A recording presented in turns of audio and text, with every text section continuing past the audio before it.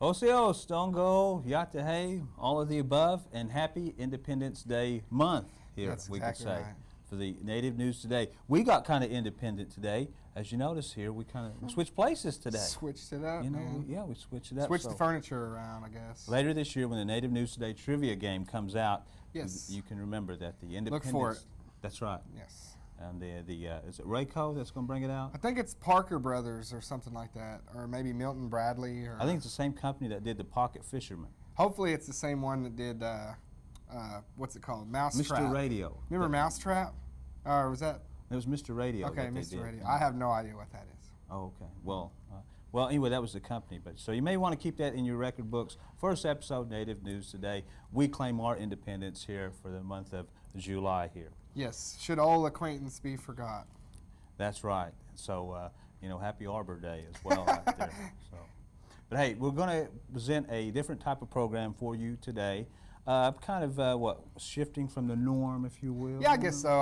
We never want to like stay in the same pair of pants. We always got to change and everything like that. Throw the dirty ones in the hamper, pull out something new. So hey, here we go. We're gonna have basically this is gonna be a bow making show. You notice how long it took us to change that too. Absolutely. No. We just have to. Me and Gerald, we're chameleons. We don't like to stay in the same spot too long. We got to change it up. I mean, evidenced by the fact that we switch spots in the studio. So. Isn't that a tribe out of North Dakota? Who? Chameleons? No. Okay. There's a, oh goodness. We got like a letter from a tribe that I'd never heard of in Northern California. It was kind of crazy. Yeah. No, that was the hippie crowd. That was the hippie. That was the hippie reservation out there. So. No. Hey, as we mentioned here, we're going to continue our documentary on the bowmaker Mike Berryhill.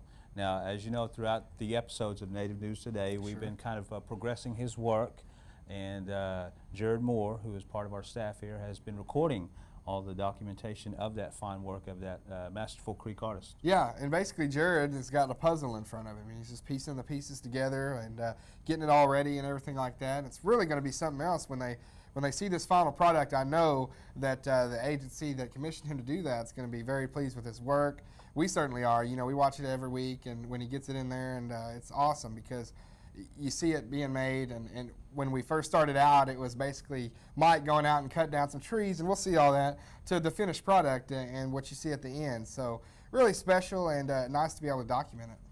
That's right. So we're going to be presenting that here and taking a break throughout the show here and giving you a little information about here and there and all the stuff that's going on. Well, we hope that your past week has really been a good one. Of course, we got off in the middle of the week, and that's always kind of strange, though, when you get off in the middle of the week, isn't it? Yeah, it is. It's really weird. You never get off like on a Wednesday. You always get off on like a Monday or Tuesday, and that's just it's almost throws you off, I guess. That's right.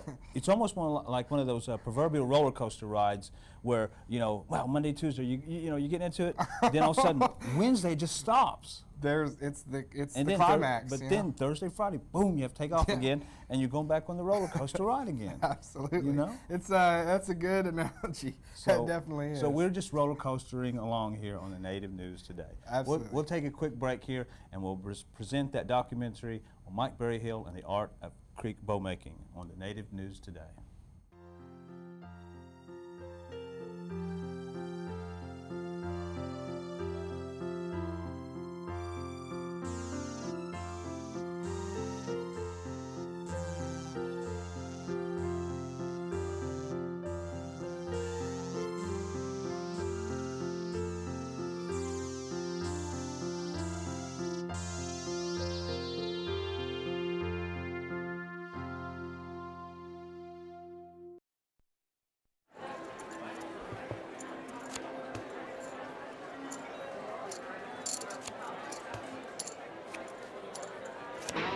We know why you play. Creek Nation Casino. Every Tuesday, play for $10,000 cash, a Hummer H3, and a key that could open a new home in South Tulsa. Plus, we're giving away 14 extra keys on the night we're giving away the American Dream Home, July 25th. Creek Nation Casino. And what we're going to do is try to locate the boat ark. But that's what it's about, and that's what we're here for. So hopefully we'll we'll be able to find something that'll be cuttable for making bows out of.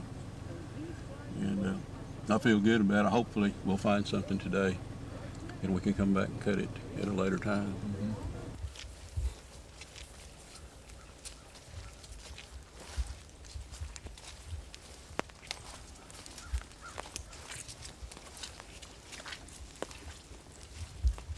In every tree, not to say you're going to take the whole tree down to make one bow out of it, but there's a bow in every tree. I feel like you could do that.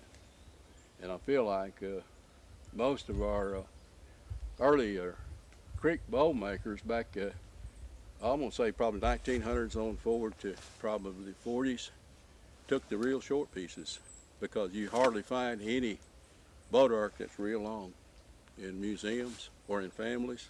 That's what I have observed. That's what I've noticed, that a lot of them are real short bows. But see, it changed a lot from the southeast, where our people were longbow people, and they mainly went for the longer pieces to make their bows out of, bigger staves, longer staves. After removal time, we kind of lost that longbow warrior status, and it turned into a recreation.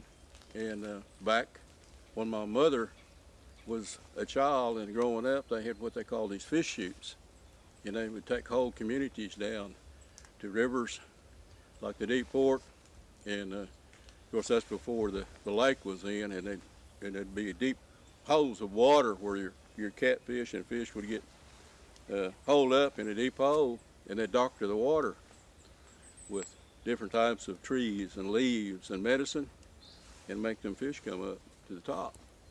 And then men would go out there, wade out there. When them fish came to the top, they'd shoot them fish. And they done that. That was a big deal. That was a big affair. And they didn't need longbows for that. In fact, they used 3-4 foot bows to shoot their fish with. But there's pictures of that, of people, the men shooting the fish, and you can see the women on the riverbank or creek bank watching them, observing them.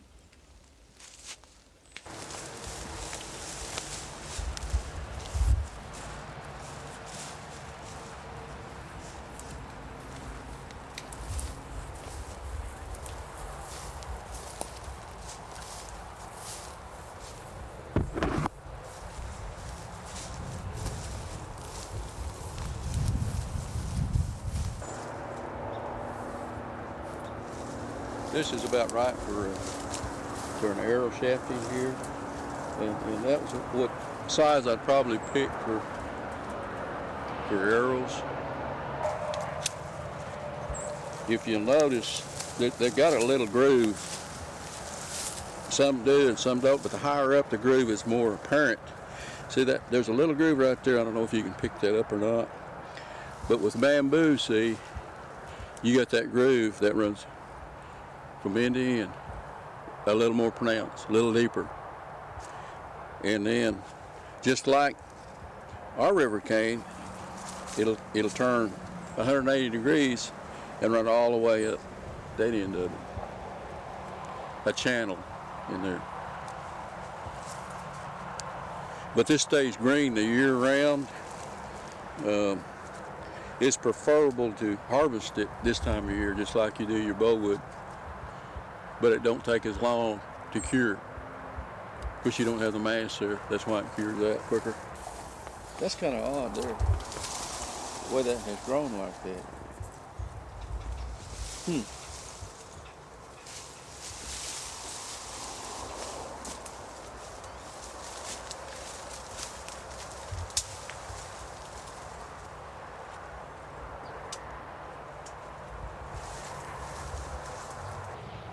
But this is what we came down here for, a long drive, so. My grandpa, Joseph Hill Berryhill, was probably my mentor about this whole thing. And he made my first bow for me when, I believe I was around 8 years old. My brother was 10. And he made 2 bows, one for me and one for my brother. And I can remember us going to the woods to cut the tree, and I could just about almost go to that area today and look at that same tree, it's still there, and see him climbing that tree and cutting a limb out of it. And to me, that's I didn't see any. really unique to me because that's what I do now. I'm following his footsteps. I think I wanted to take some limbs off that tree there. Remember us looking Oh at yeah, that the one? straight ones. Yeah. Take the one up right through there. We'll go down here with Normally, if I cut a whole tree, the whole tree has to be used. I'm talking about the trunk portion that goes up a good ways without any limbs be on it. And that's the only time I'll pick a tree, to cut the whole tree. This tree, or small young tree, is growing real straight, and this is ideal for the length you want. It's growing straight. It took a bend, but it's trying to die off. So what I want to do is cut this tree because it's going to die anyway. And that's the reason I picked this tree.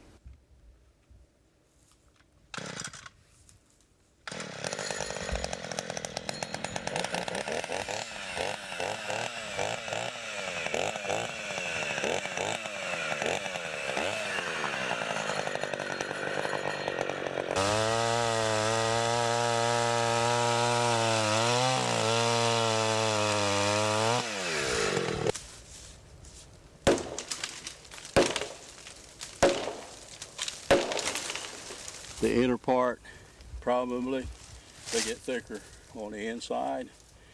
But the outer growth looks like to me is what I'm sort of shooting for, looking for in the growth ring.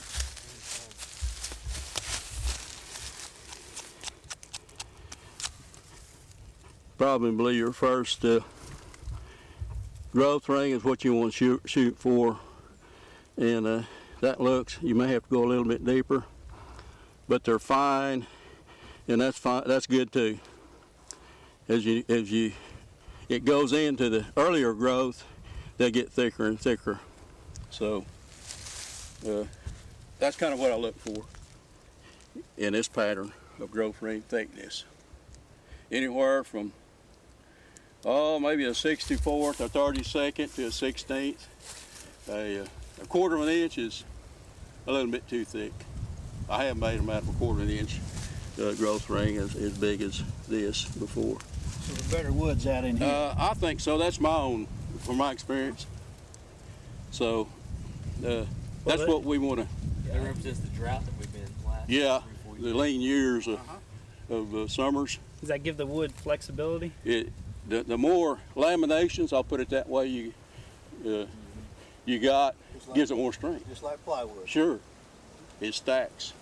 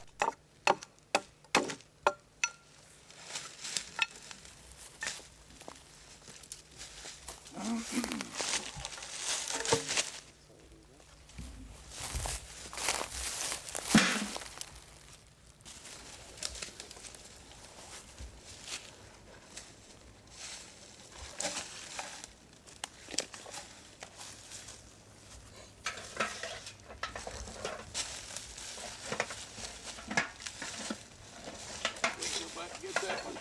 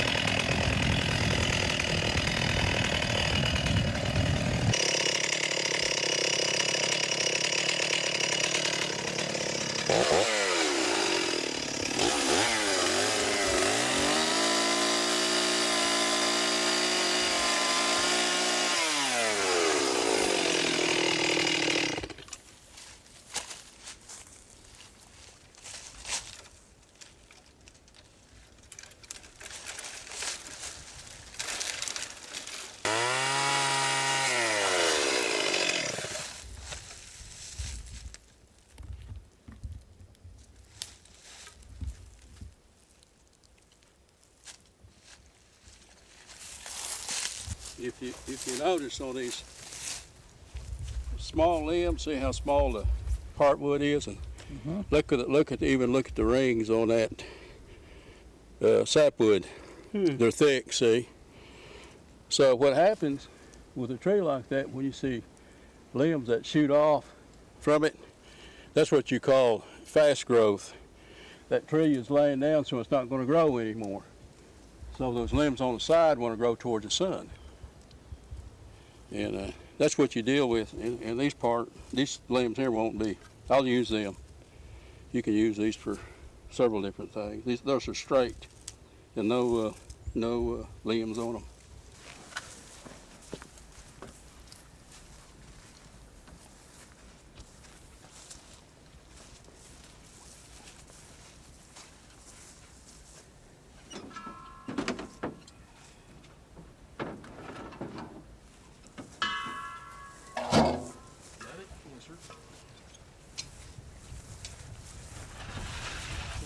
Over here on the dirt?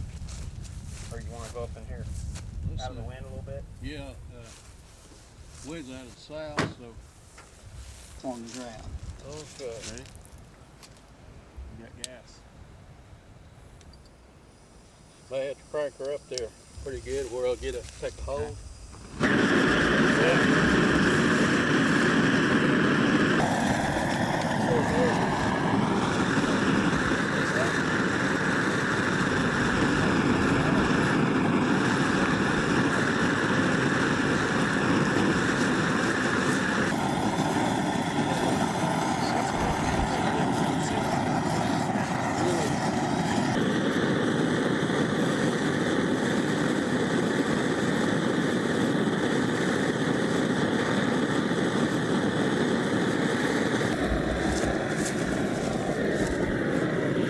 It's almost ready.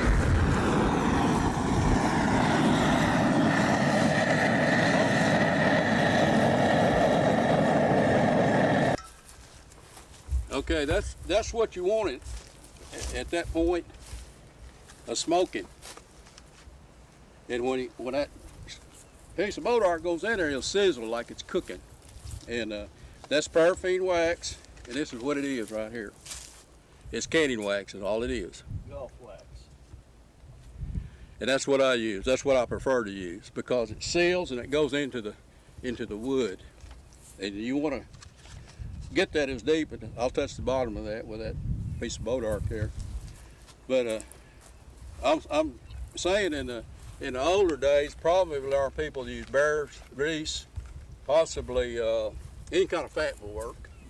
They might even use a little bit of, I wouldn't say they'd use hickory oil, but that was pretty scarce for them to make, a lot of work making that. But any kind of fat will work if you don't have something like this to do that with, and beeswax will work. But here's what I'm going to do is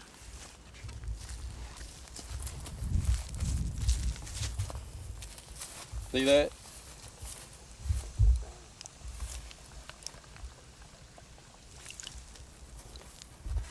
And that's hot. Don't let it get on you.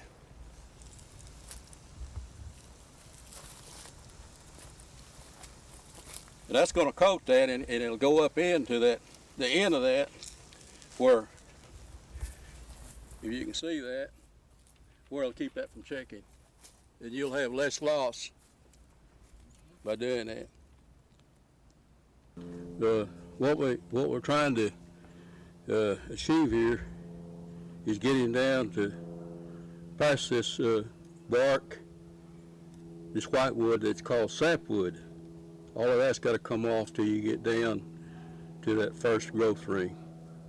And that's what we're about to start doing on this little stave here. So the center of that is the heartwood, which is the yellow wood. And that's the strongest part. And your beetles, the reason we're taking the bark and the sapwood off right now is to prevent the beetles and the borers from getting in there. Because eventually, as that wood starts to cure out and get drier and drier, those beetles will try to find their way down into that heartwood, and they'll go down in there so far they'll come back out. But in the process of doing that, you'll have to go deeper and deeper to get out of that. So that's what we want to do with this piece of wood that we're going to start on. And there's two ways of doing this. You can leave it in this stage as long as you got it stacked in a barn. Don't leave these out in the open sun, because leaving them in exposed to sunlight will warp anything. Even new lumber gets warped today if you leave it outside very long. So this reason for that is this has got a lot of moisture in it. So when the sun hits it, it's going to warp real bad. So don't put bowwood or staves out in the open sun to cure out. You want to put these in a shed or barn and sort of space them apart where they'll get good ventilation, where the air can blow through it, and where they can lose moisture. Now, you can do it this way by putting it in a barn where it'll cure out, and you may have to wait a year or a year and a half for bodark or any kind of wood to cure out or season out. But right now, you can do it the second way, which is take the bark and the sapwood off, and that way you leave all the heartwood exposed where it will season out completely. The bark and the sapwood will prevent that if you leave it in the first stage I'm talking about, to season out with the bark and sapwood on it. It'll take a little longer. So right now I'm going to put this in a vise, and we're going to start taking off. I call it skinning that tree, and it's easier to take that the bark off and that whitewood off at this stage because it's green. And when you cure one out, it's pretty hard to do that. And most generally that's why I do it. But doing it this way, it'll cure out quicker. You might possibly be able to make a bow out of it in 6 months instead of a year and a half or a year. So I'm going to put this in a vise, and we're going to start taking that off. Now, you can use this draw knife two ways. And the way I use it is this way, backwards. You got a little bit more control over it by using it this way, and you won't be making it as. All right, the proverbial ride of the roller coaster of what is the Native News Today is nearing its end here. And as always, we thank you for joining us this afternoon. Part of the documentary, Muskogee Creek artist Mike Berryhill and the Art of Bow Making. And that's not all of it there. There's a lot more to see of that, and we'll be showing that to you in future episodes. Yeah, that was basically just like a review, go over some things for the test, and be passing out the test in the next week. You guys better have been watching, make sure that you can answer all the questions about bow making and everything like that, because if you can't, I'm going to send Mike out there, and you don't want Mike on you, I promise you that. No, Mike's awesome. That's right, but use the number 2 pencil. Okay. Yeah, number 2 lead. It's the softest lead. Yeah. So I'm told. I don't know.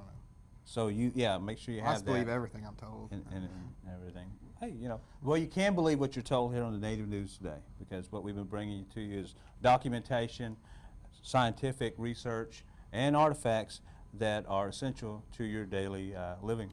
We have? I I would thought say we just so. goofed around. That sounds like important stuff, man. I thought we just had a good time and ate ice cream cake and poked fun and kicked it with Toby Keith and all that kind of stuff. Are we really making a difference? I would say so. Okay. We'd like to think that. That makes me feel so much better that we are making a difference. Well, always we thank you for joining us because you're the ones that make the difference. We all, that's and then true. when we see you in different places and everything, we always want to say thank you for watching us. We really appreciate that. Yeah, we were actually eating, the other day in Muskogee, and this girl came up and said, I watched the show. And I was like, all right, well, good for you. I was like, your tip just went up by $2. That's right. And we So, tipped her $2. There you go. Yeah. It wasn't that play money or nothing. I just admitted to the world out there that we're cheap. But I want to rescind that. I'm sorry. well, you just ordered water though. No, didn't I'm just kidding, man. you? No, the tip was much more than that. Yeah.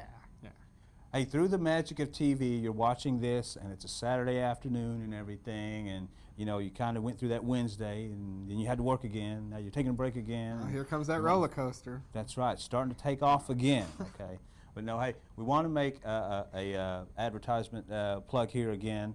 This evening, if you're not doing anything, you're in the Tulsa, Oklahoma area, come on out to the Osage $1 Million Elm Casino right off there at the Tisdale Parkway. Tonight is the championship finals of the National Native American Boxing Championships, amateur Olympic style boxing, and great thing, the admission is free, no charge at all. Come on out, watch great Native American boxers from all over the country. They embark in Tulsa, Oklahoma. First time ever this event has been here, 7 o'clock tonight. I want to welcome you all out. Come on out. Bring everybody. Bring the kids. Bring the relatives, aunts, uncles, all of that. Except the raucous grandma who might just kind of, she might jump in the ring if you're not careful. So. yeah, so we wanted, but no. Everybody come on out and just have a good time. And as always, again, we thank you for watching us. For our producer, Jared Moore, Josh Lane, summer interns, Darren Rock, and Rock. Matt Davis. The Rock. That's right. The Rock is here. That's right. That's Jay Sauls to you and me. J. Rock Sauls. That's right. That's right. not Rock Ro- Salt. No. Rock? Hey. Hey, that's man. pretty good. That's right. Cool. So, all right, for Mr. Jason Salzman, Gerald Wofford, as always, in the meantime, you take care. God bless. We'll see you soon.